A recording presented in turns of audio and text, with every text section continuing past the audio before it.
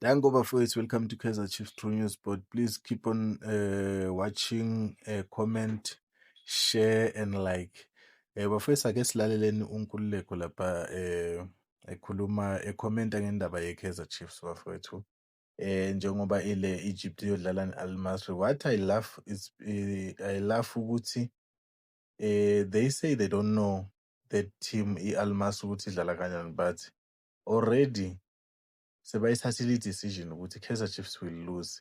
I don't know if we win ukuthi will they feel, because even nalamanye ama-team masidlala nawo, they were like, no, we're going to lose. Once we beat the teams, they're like, no, this team is weak, that and that.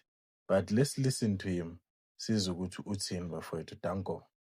Mr. So, you are Kaizer Chiefs and you're going to Egypt.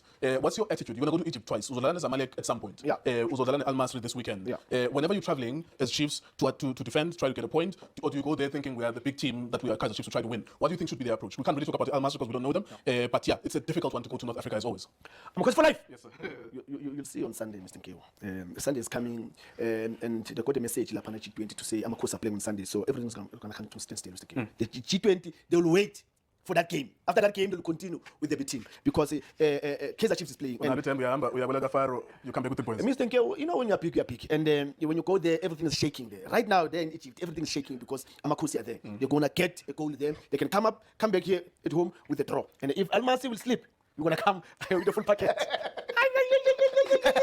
I'm telling you, if they don't slip, you know, Mr. Nkululekho, there's one thing about Amakusi that people they need to be careful about. You allow them to jump the first hurdle.